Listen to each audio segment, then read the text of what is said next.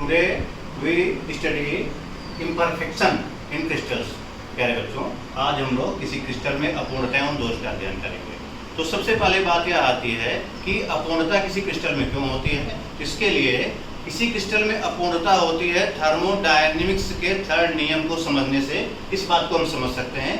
Thermodynamics का तृतीय नियम क्या कहता है कि एट एब्सोल्यूट जीरो यानी 0 डिग्री केल्विन पर किसी भी क्रिस्टल कोई भी क्रिस्टल परफेक्ट ऑर्डर में होता है, पूर्णता क्रमबद्ध होता है। जैसे ही टेम्परेचर बढ़ता है, इंक्रीज करता है, वह जो उसका ऑर्डर होता है वो बिगड़ जाता है, यानी वहाँ कुछ न कुछ दोष आ जाता है। अब एक बात तो समझ में आ गई कि दोष क्यों आता है, क्योंकि जैसे टेम्परेचर 0 डिग्री केल्विन के ऊपर बढ़ेगा वहाँ कुछ न कुछ उस क्रिस्टल में इम्परफेक्शन आ जाएगा, इम्प्योरिटी आ जाएगी। दूसरी बात आती है कि इम्प्योरिटी किसे कहते हैं, इम्परफेक्शन किसे कहते हैं। तो इम्परफेक्शन या इम्प्योरिटी जो एक परफेक्ट ऑर्डर होता है किसी क्रिस्टल में आयंस का, एटम्स का जो एक क्रम होता है, परफेक्ट क्रम होता है, निश्चित क्रम होता है, उस निश्चित क्रम से जहां भी अंतर होगा, विचलन होगा, उसे अपूर्णता या दोष कहा जाता है। सबसे पहले इस अपूर्णता या दोष को दो भागों में बांटा गया है। पहला है बिंदु दोष, पॉइंट डिफेक्ट, दूसरा है रेखा दोष। हमारे लिए बिंदु दोष ही महत्वपूर्ण है, रेखा दोष महत्वपूर्ण नहीं है। बिंदु दोष का मतलब है कि एक बिंदु के रूप में कोई एटम हुआ, कोई आयन हुआ, वह अपने स्थान पर नहीं पाया जाएगा। या हो सकता है पूरे क्रिस्टल में ना हो, या अपने स्थान पर ना हो, पूरे क्रिस्टल में अन्य कहीं जगह पाया जाए। इस आधार पर इसको 3 भागों में बांटा गया है बिंदु दोष को।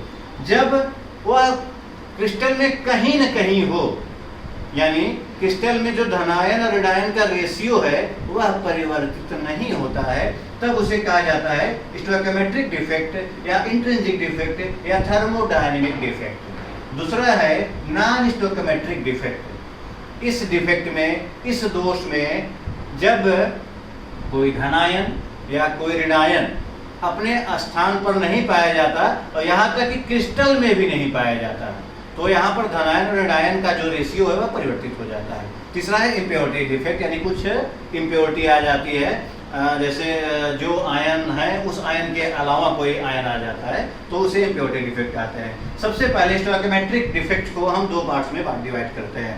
पहला पार्ट जो नॉन आयनिक कंपाउंड्स हैं वे शो करते हैं, और दूसरे में आयनिक कंपाउंड्स शो करते हैं। Non ionic compounds vacancy defects and interstitial defect.